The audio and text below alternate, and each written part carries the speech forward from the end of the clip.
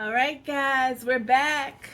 This is part two of two of designing a face fascinator fit for a queen. Yes, I did part one yesterday, and my hair is braided. It was not braided yesterday. I told y'all in part one I was getting my hair braided. All right. So, 6 hours later, this is what we have.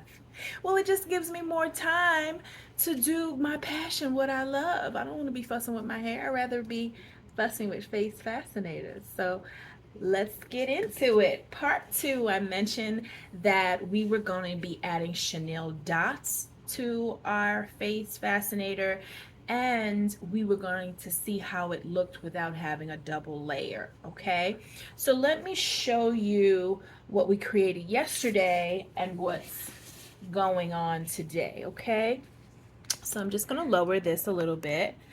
There we go. Okay, so this, what you're looking at, is the face fascinator. Ooh, say that 10 times quickly. That we did yesterday. It's double layered. On the underlayer is polka dot mesh tulle fabric. Okay, this was a request by one of my customers who loves her polka dots. All right, it does have more of a tint, especially if you have darker skin. It has more of a tint when you're inside. When you're outside, it looks just like this. That's why I put it on a lighter faced mannequin. But you put it against, I'm gonna take a mannequin who has darker skin. You see, with darker skin, this is how it would look. Okay, which is fine. It just has more of a tint.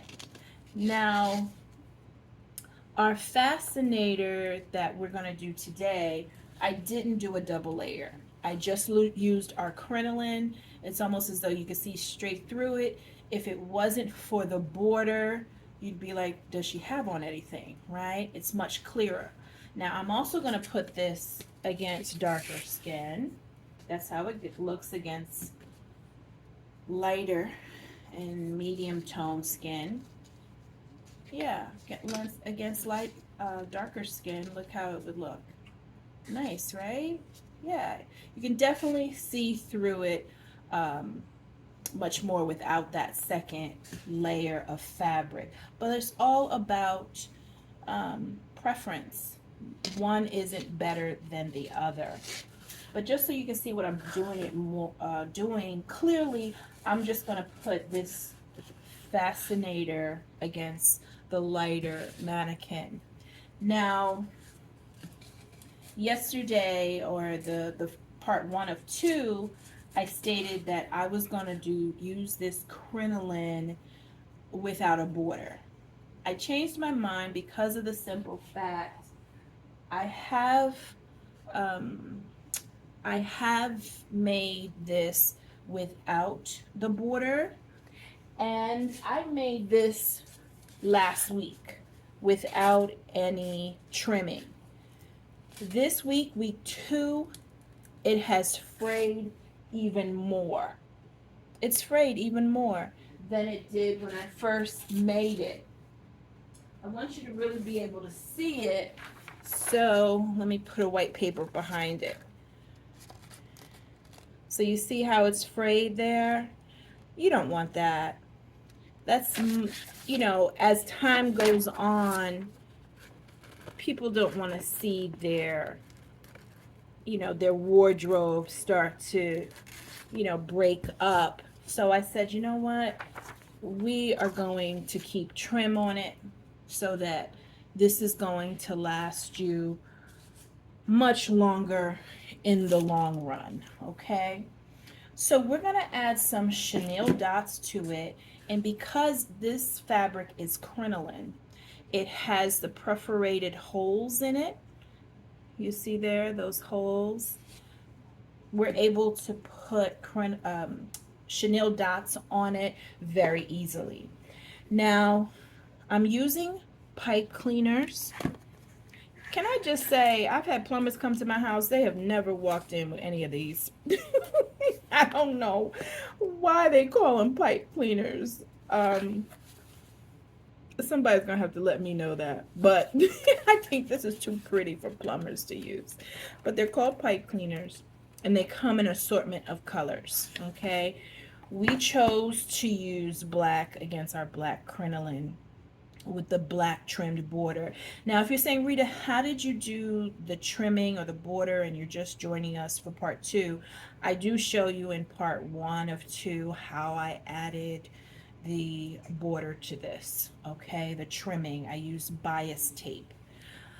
All right, so with our pipe cleaner, our Chenille, and this is really, we go from it being a pipe cleaner to Chenille dots.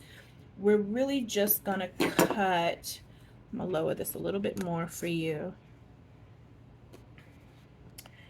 I don't even think I'm gonna measure. Do I even need an inch? Well, no, I do need to measure so you don't have to test this as much as home. So I'm gonna do a 1/2 inch cutting it, okay? Just a 1/2 inch, and I'm gonna use this as my guide, what I already cut, to cut the others. Just kind of lining it up there. And you do want the dots to look the same size. You don't want them to look some bigger, some smaller. At least I don't. Design is all relative, right? I'm gonna cut more rather than less because we just don't know what look we're gonna go for. Once we put them on, we may say, hey, let's really do more. I'm gonna cut the whole entire length of the pipe cleaner. Okay. All right. So if you cut about a 1/2 inch, it's gonna give you a good 2, 4, 6, 8, 10, 12, 14. I have about 16 different chenille pieces now. So I'm gonna start here, and because it has holes, it was easy to go in, I'm gonna slightly bend it because when I put it in, I have to curve it back around. So yeah, it helps when you curve one end. Yeah. And then you just close it. So once you bring the chenille dot around, sorry, can you see there? There you go.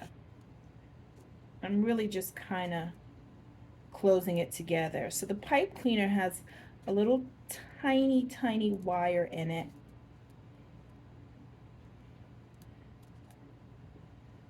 That you want to make sure is closed and doesn't, you just keep turning it until you don't feel the wire and you just feel the dot.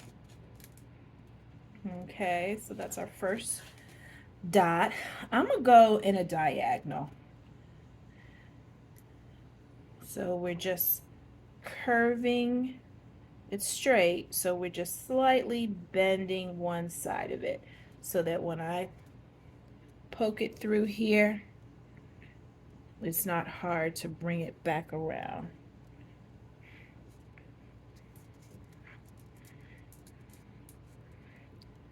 Yeah, so now you see it's on one side now. It's both of the metals are facing me. You just close it up and you keep closing it up until, because right now when I touch it, I can feel the tiny bit of metal. You just keep bending it until you don't feel the metal, because you don't want them to have to take this off the face and lay it down and it snags their clothes or anything like that. So You want to make sure you don't feel anything pricking back at you.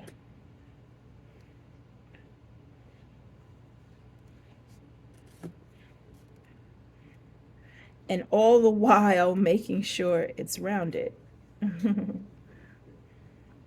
gonna do a video on Dita Von Teese has a veil and it's very popular that she's wearing. She has a Chenille dots, but they look more like dashes instead of dots. It's really elegant. In the future, I'm gonna do a video on that, how to make that. Okay, now I'm gonna go down here. I'm gonna bend that ever so slightly.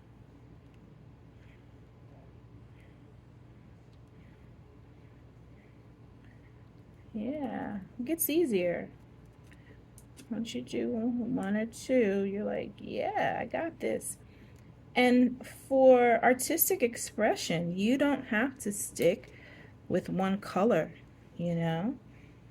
You can do a rainbow of colors, you can do contrasting colors, complementary colors.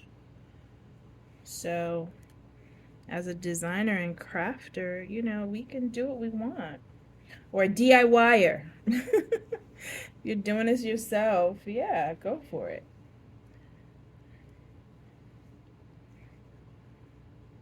They literally have every color in the crayon box.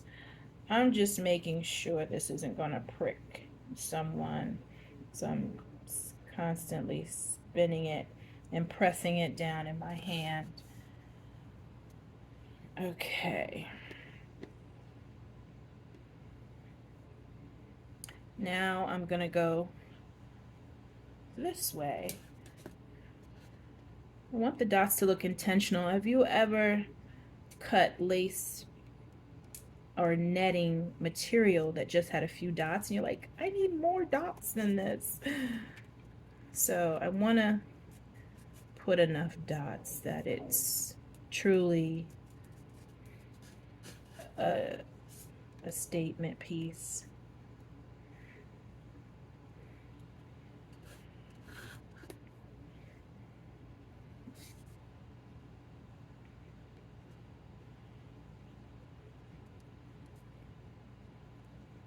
And I will say each time I do this Fascinator, it looks better and better each time. That's with anything, right? The more you design something, that's why I like doing prototypes. I like doing the design before the design because you get through all the kinks and you get through, you know, you're able to problem solve if you run into any snags. And you create less pressure for yourself, you know? If you do it a couple of times.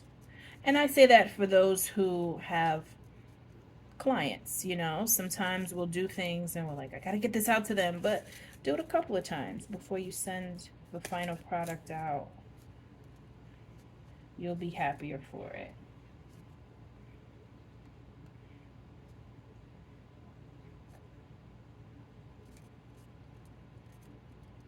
Yeah, I'm just curving the end here. I don't want anything to poke out. What do you think? I think we need some more dots. That's what I think.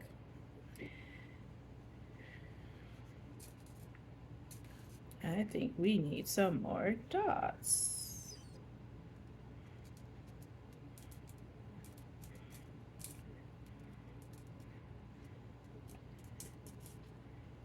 The crinoline material is very sturdy, you know.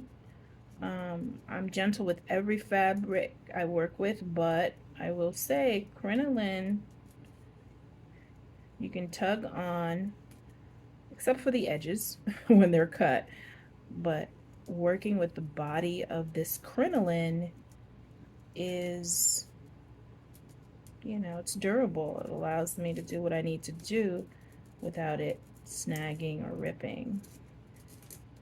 Appreciate you, crinoline.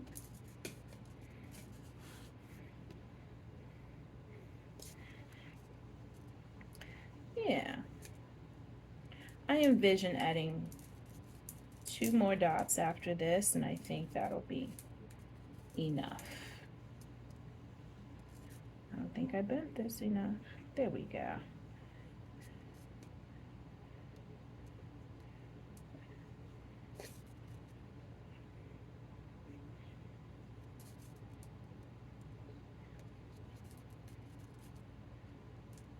Okay.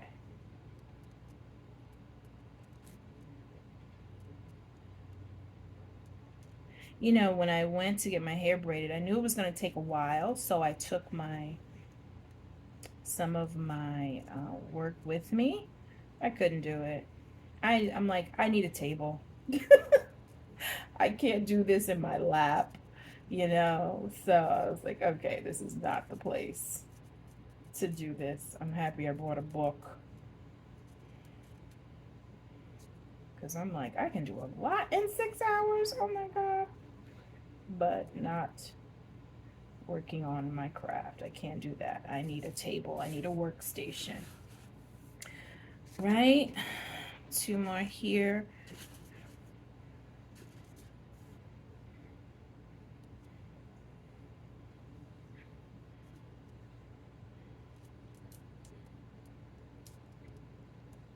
So adding 2 more, that means I've added about 8 dots to this fascinator. Yeah.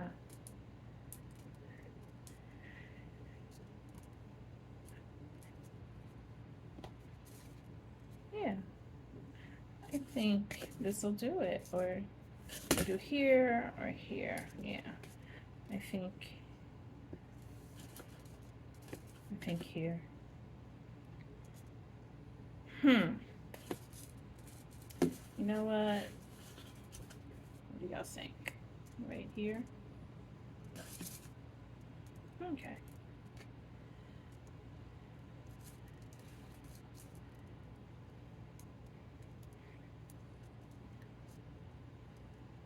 And I am going to try this on just in case the dots don't look good. Put it on me.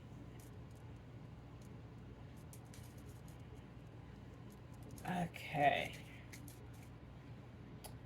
So let's see.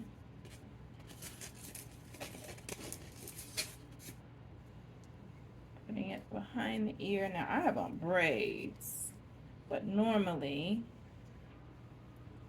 I would recommend putting on a fascinator with the hair pulled back, okay? I'm pulling you back up again, guys. Okay. Yeah, I think that's enough dots, don't you think? One thing I also, as an edit to the part 1 of 2, the measurements I used was 8 by 12. This one, I decided to go 1 more inch, and it gives me a little bit more room in here. 8 by 13. Perfect. This is 8 by 13. Now, when I did 8 by 14, it flopped too much up here for me. You know, this can be too long. So I think I found the sweet spot, which is 8 by 13. Okay, just so you know. The crinoline automatically comes in 8 inches. I did leave all the supplies in the part 1 video, and I left you a link so you can get the 8-inch in width crinoline. Okay, so that's my sweet spot in terms of the measurement. What do you think? So I'm gonna put again the crinoline dot face fascinator next to the polka dot face fascinator. Woo! Don't say it too fast. You'll get dizzy. All right. And please tell me which one you like best. Which one would you wear? or make or gift to someone who you know would like this. The polka dot one, the double layered one, or the single layered one with some Chenille dots. I'm gonna put her up higher. Yeah, look at her. Look at her. Yeah. I'm more partial to this one because I can see better inside. You can see inside, don't get me wrong, but you see the difference in the tint, right? I just like that with this, it almost looks like the dots are floating. You know, it's quite transparent, which I really, really like.